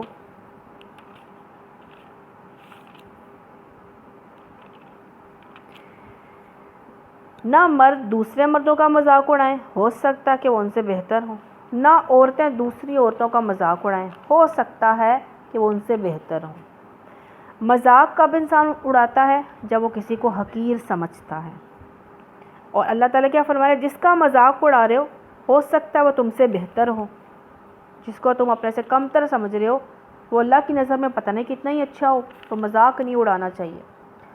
اور عورتیں بھی ایک دوسرے کا مذاق نہ اڑائیں، ہو سکتا کہ وہ جس کا مذاق اڑایا جا رہا ہے ان سے بہتر ہو۔ مذاق اڑانے سے مراد محض زبان سے نہیں مذاق اڑانا، کسی کی نقل اتارنا، اس کی طرف اشارے کرنا، اس کے بات پر یا اس کے کام یا اس کی صورت یا اس کے لباس پر ہنسنا، یا اس کے کسی نقص یا عیب کی طرف لوگوں کو اس طرح توجہ دلانا کہ دوسرے اس پر ہنسیں، یہ سب بھی مذاق اڑانے میں داخل ہے۔ آپس میں ایک دوسرے پر تانے نہ کرو، تانے نہ دو ایک دوسرے کو، اس کے مفہوم میں چوٹیں کرنا، کسی کو ایسی بات کرنا جہاں پہ جو اس کو تکلیف ہو، پھپتیاں کسنا، مذاق اڑانا اور الزام دھرنا، اعتراض جڑنا، عیب چینی کرنا، کھلم کھلا یا زیر لب اشاروں سے کسی کو نشانہ ملامت بنانا، یہ سب افعال میں شامل ہے۔ نہ ایک دوسرے کو برے القاب سے یاد کرو، برے القاب سے یاد کرو، کسی کو فاسق منافق کہنا، کسی کو لنگڑا کہہ دینا، کسی کے دین میں جو ہے وہ خرابی نکالنا، کسی کو یہودی نصرانی کہنا، یہ منع ہے۔ برے القاب سے نہیں پکارنا چاہیے کسی کو، کسی کے نام رکھ دیتے ہیں ایسے فضول میں مذاق میں، ایسے نہ برے القاب سے نہ پکارنا شروع کر دیتے ہیں، یہ منع ہے، یہ مومن کی صفت نہیں ہو سکتی۔ مومن کسی کو برے لقب سے نہیں پکارتا ہے۔ ایمان لانے کے بعد فسق میں نام پیدا کرنا بہت بری بات ہے، یعنی کہ جو ایمان بھی لے آئے اور پھر یہ ساری حرکات بھی کرے، مذاق بھی اڑائے، تانے بھی دے، ایک دوسرے کو برے القاب سے بھی پکارے، تو ایمان لانے کے بعد فسق میں نام پیدا کرنا، نافرمانی کرنا بہت بری بات ہے۔ جو لوگ اس روش سے باز نہ آئیں وہ ظالم ہیں۔ اے لوگو جو ایمان لائے ہو، جو ایمان لائے ہو بہت گمان کرنے سے پرہیز کرو۔ بعض گمان گناہ ہوتے ہیں۔ اب کون سے یہاں کہا جا رہا ہے کہ گمان کرنے سے نہیں روکا گیا، بلکہ بہت زیادہ گمان سے کام لینے، ہر طرح کے گمان کی پیروی کرنے سے منع کیا گیا ہے۔ دراصل جو گمان گناہ ہے وہ یہ ہے کہ آدمی کسی شخص سے بلا سبب بدگمانی کرے یا دوسروں کے متعلق رائے قائم کرنے پر میں ہمیشہ بدگمانی سے ابتدا ہی جو ہے وہ کرے۔ تو کسی کے لیے برا نہ سوچیں، تجسس نہ کرو، بہت گمان کرنے سے پرہیز کرو۔ بعض گمان گناہ ہوتے ہیں، تجسس نہ کرو۔ تجسس کیا ہوتا ہے؟ یعنی لوگوں کے راز نہ ٹٹولو، ایک دوسرے کے عیب نہ تلاش کرو، دوسروں کے حالات اور معاملات کی ٹو نہ لگاتے پھرو کہ کیا چل رہا ہے، اس کے حالات کیسے ہیں، اس کے ساتھ کیا ہو رہا ہے۔ پھر لوگوں کے نجی خطوط پڑھنا، آج کل کیا ہے، دوسروں کے موبائل جو ہے وہ ٹٹولنا، دیکھنا اس میں کیا ہے اور کیا نہیں ہے۔ دو آدمیوں کی یا دو عورتوں کی، دو انسانوں کی باتیں کان لگا کر سننا، ہمسایوں کے گھروں میں جھانکنا، مختلف طریقوں سے دوسروں کی خانگی زندگی یعنی کہ ذاتی معاملات کی ٹٹول کرنا، یہ سب اس تجسس میں داخل ہے۔ یعنی کہ اپنے کام میں انسان رکھے، دوسروں کی زندگیوں میں جو ہے وہ نہ دیکھے کیا چل رہا ہے، یہ نہیں چل رہا، وہ چل رہا ہے، یہ ہمیں نہیں کرنا۔ تم میں سے کوئی کسی کی غیبت نہ کرے۔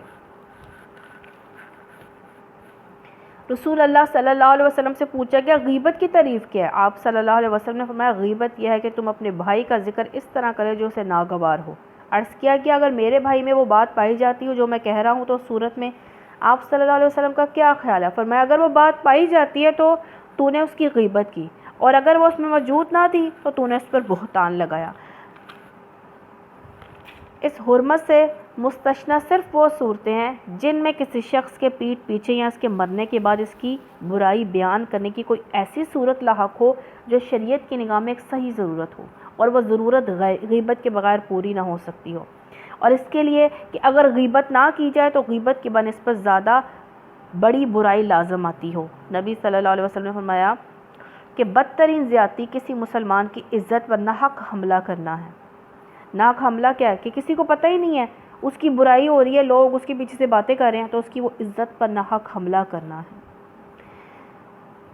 کس بنا پر جائز ہے غیبت کرنا؟ ظالم کے خلاف مظلوم کی شکایت، ہر اس شخص کے سامنے جس سے وہ توقع رکھتا کہ وہ اس ظلم کو دفع کرنے کے لیے، دور کرنے کے لیے کچھ کر سکتا ہے۔ اصلاح کی نیت سے کسی شخص یا گروہ کی برائیوں کا ذکر ایسے لوگوں کے سامنے جن سے یہ امید ہو کہ وہ ان برائیوں کو دور کرنے کے لیے کچھ کر سکیں گے۔ کسی مفتی کے سامنے جو ہے وہ ایسا واقعہ وہ بتانا جس میں کسی شخص کی کسی غلط فعل کا ذکر آ جائے، لوگوں کو کسی شخص یا اشخاص کے شر سے خبردار کرنا تاکہ وہ ان کے نقصان سے بچ سکیں، ایسے لوگوں کے خلاف علل اعلان آواز بلند کرنا اور ان کی برائیوں پر تنقید کرنا جو فسق اور فجور پھیلا رہے ہیں، بدعات اور گمراہیوں کی اشاعت کر رہے ہوں، یا خلق خدا کو بے دینی اور ظلم و جور کے فتنوں میں مبتلا کر رہے ہوں، تو ایسے میں برائی جو ہے وہ کر سکتے ہیں۔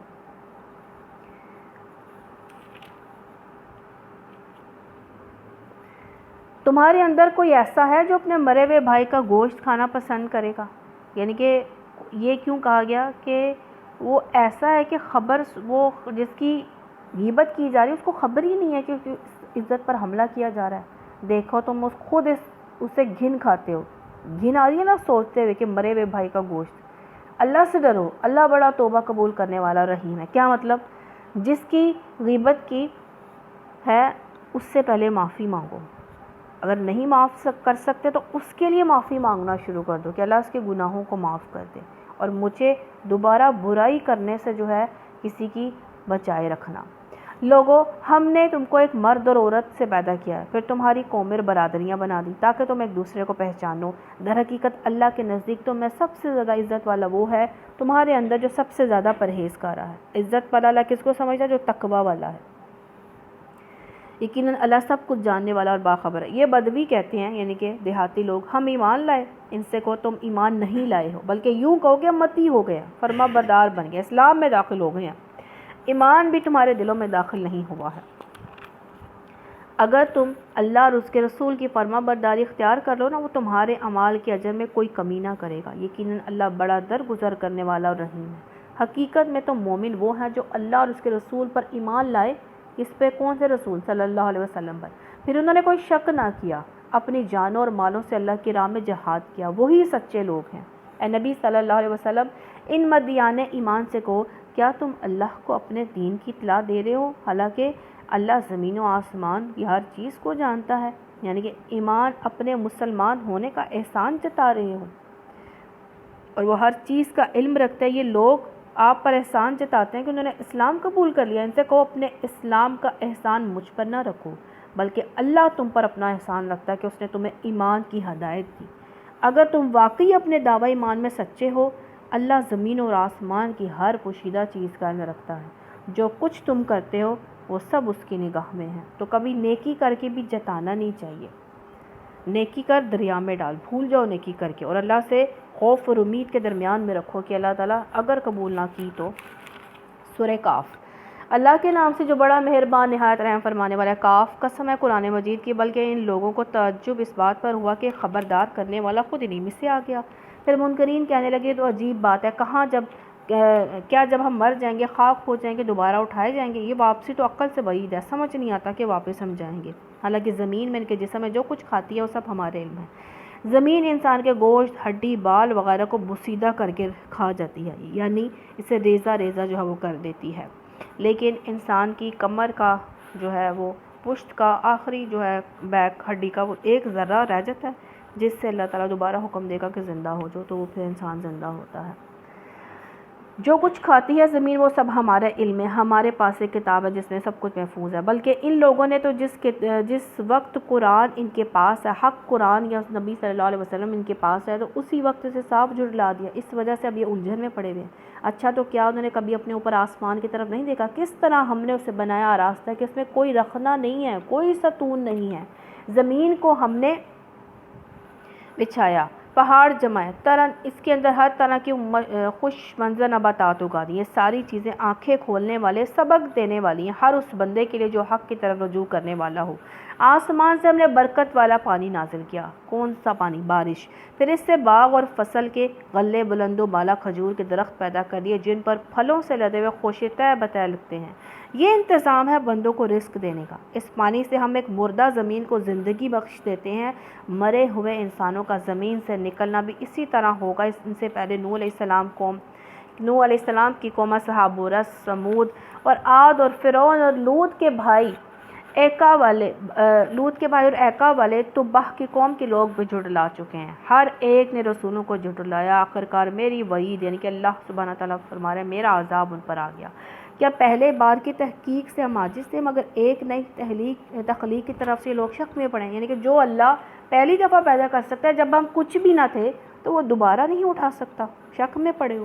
ہم نے انسان کو پیدا کیا ہے، اس کے دل میں ابھرنے والے وسوسوں تک کو ہم جانتے ہیں، جو دل میں خیال آتے ہیں وہ جانتے ہیں۔ ہم اس کی رگ گردن سے بھی زیادہ اس سے قریب ہیں، اور ہمارے اس براہ راست علم کے علاوہ دو کاتب اس کے دائیں اور بائیں بیٹھے ہر چیز ثبت کریں۔ کون؟ کرامن کاتبین۔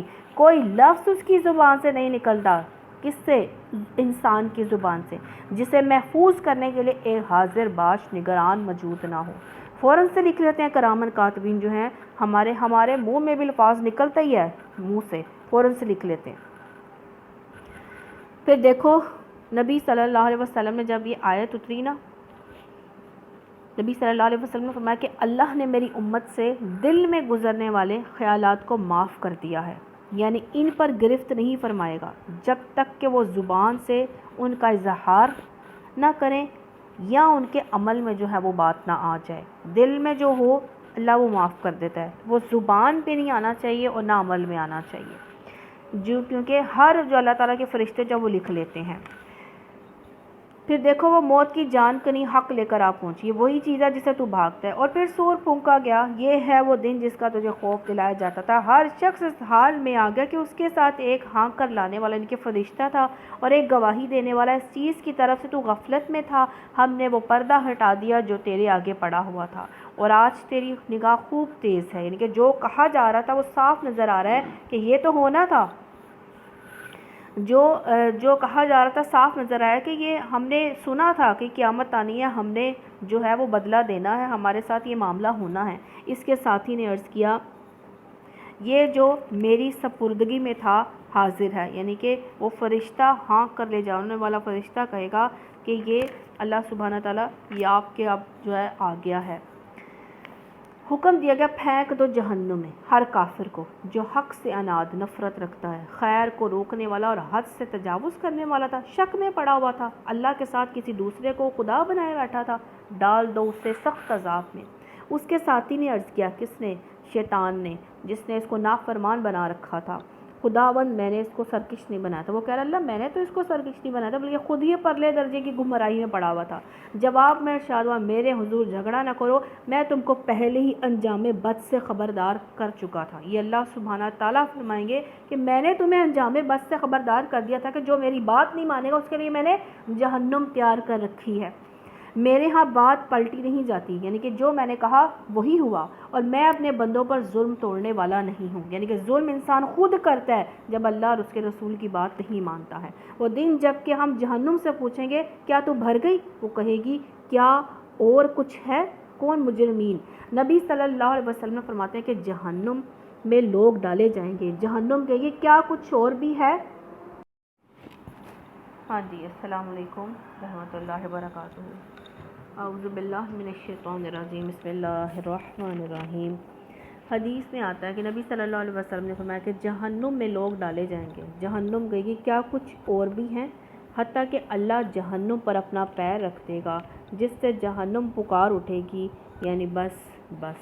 بخاری کی حدیث ہے۔ تو اللہم اجرنا من النار، جنت متقین کے قریب لے آئی جائے گی، کچھ بھی دور نہ ہوگا۔ ارشاد ہوگا یہ وہی چیز ہے جس کا تم سے وعدہ کیا جاتا تھا، ہر اس شخص کے لیے جو بہت رجوع کرنے والا تھا، رجوع کرنے والا، اللہ کو کثرت سے یاد کرنے والا تھا، ہر معاملہ جو ہے وہ اللہ کے جو ہے وہ سپرد کرنے والا تھا، ہر معاملات میں وہ اللہ کی طرف رجوع کرتا تھا، وہ بڑی نگہداشت کرنے والا تھا۔ اس سے مراد وہ شخص ہے جو اللہ کے حدود اور اس کے فرائض اور اس کی حرمتوں اور اس کی سپرد کی ہوئی امانتوں کی حفاظت کرے، اور ہر وقت اپنا جائزہ لے کر دیکھتا رہے کہ کہیں میں اپنے قول یا فعل میں اپنے رب کی نافرمانی تو نہیں کر رہا ہوں۔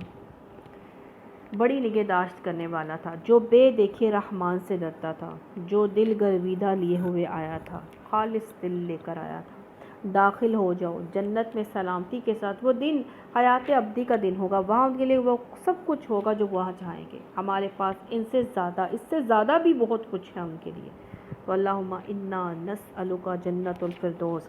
ہم ان سے پہلے بہت سی قوموں کو ہلاک کر چکے ہیں جو ان سے بہت زیادہ طاقتور تھے اور طاقتور تھیں، اور دنیا کے ملکوں کو انہوں نے چھان مارا تھا، پھر کیا وہ کوئی جائے پناہ پا سکے؟ اس تاریخ میں عبرت کا سبق ہے ہر اس شخص کے لیے جو دل رکھتا ہو یا توجہ سے بات کو سنے۔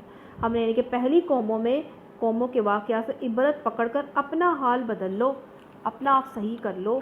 ہم نے زمین و آسمانوں کو ان کے درمیان کی ساری چیزوں کو 6 دنوں میں پیدا کیا، ہمیں کوئی تھکان لاحق نہ ہوئی۔ پس اے نبی صلی اللہ علیہ وسلم جو یہ باتیں لوگ بناتے ہیں ان پر آپ صبر کریں، اپنے رب کی ہم کے ساتھ اس کی تسبیح کرتے رہو۔ کیا؟ سبحان اللہ و بحمدہ، سبحان اللہ العظیم۔ طلوع آفتاب اور غروب آفتاب سے پہلے اور رات کے وقت پھر اس کی تسبیح کرو، سجدہ ریزیوں سے فارغ ہونے کے بعد بھی۔ رب کی حمد اور تسبیح سے مراد یہاں نماز ہے۔ طلوع آفتاب سے پہلے فجر کی نماز ہے، غروب آفتاب سے پہلے 2 نمازیں ہیں، ایک ظہر دوسری عصر، رات کے وقت مغرب اور عشاء کی نمازیں، اور تیسری تہجد بھی رات کی تسبیح میں جو ہے وہ شامل ہے۔ اور ویسے بھی اللہ کا ذکر کثرت سے جو ہے وہ کرتے رہو۔ سنو جس دن منادی کرنے والا، پکارنے والا ہر شخص کے قریب ہی سے پکارے گا، یعنی جو شخص جہاں مرا پڑا ہوگا، جہاں بھی دنیا میں اس کی موت واقع ہوئی تھی، وہیں اللہ جو پکارنے والا پکارے گا، آواز اس کو پہنچے گی، اٹھو چلو اپنے رب کی طرف اپنا حساب دینے کے لیے۔ یہ آواز کچھ اس طرح کی ہوگی کہ روئے زمین کے چپے چپے پر جو شخص بھی زندہ ہو کر اٹھے گا وہ محسوس کرے گا کہ پکارنے والے نے کہیں قریب سے ہی پکارا ہے۔ اللہ اکبر، استغفر اللہ۔ اللہ آسان حساب لے ہم سب سے۔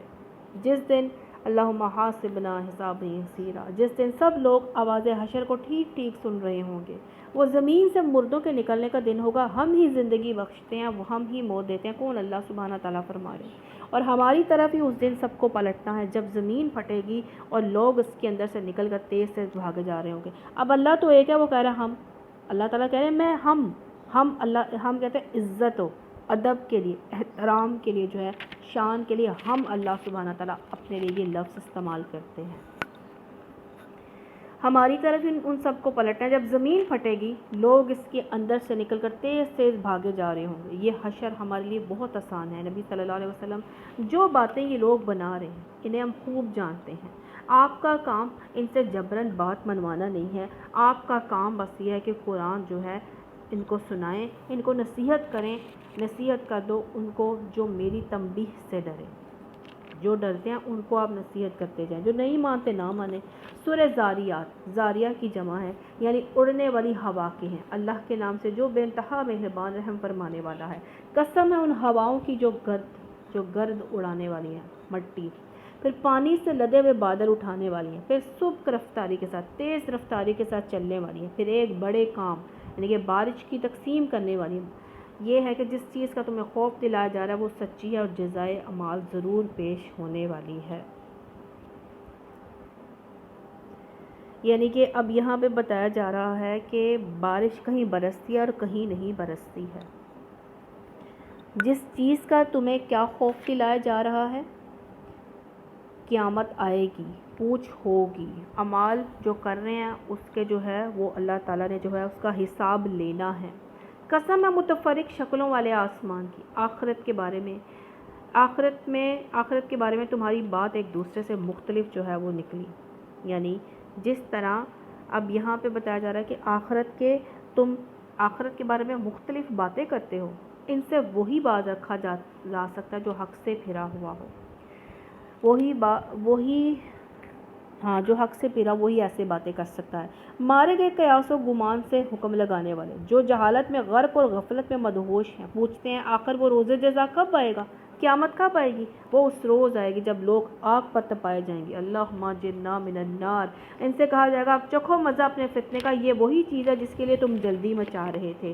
البتہ متقی لوگ اس روز باغوں اور چشموں میں ہوں گے، جو کچھ ان کا رب انہیں دے گا اسے خوشی خوشی لے رہے ہوں گے۔ وہ اس دن کے آنے سے پہلے نیکوکار تھے، راتوں کو کم ہی سوتے تھے، پھر وہی رات کے پچھلے پہروں میں جو ہے معافی مانگتے تھے، یعنی کہ تہجد میں ہیں اللہ سے رو رو کر گڑ گڑا کر معافی مانگتے تھے۔ اور مومن جو ہوتا لگا نیک بندہ وہ کم سوتا ہے، وہ سو کے نہیں گزارتا ہوا۔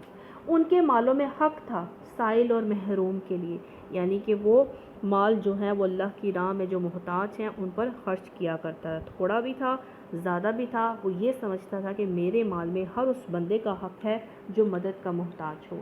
زمین میں بہت سی نشانیاں یقین لانے والوں کے لیے اور خود تمہارے اپنے وجود میں ہے، کیا تم کو سوچتا نہیں ہے؟ آسمان ہی میں ہے تمہارا رازق بھی اور وہ چیز بھی جس کا تم سے وعدہ کیا جا رہا ہے۔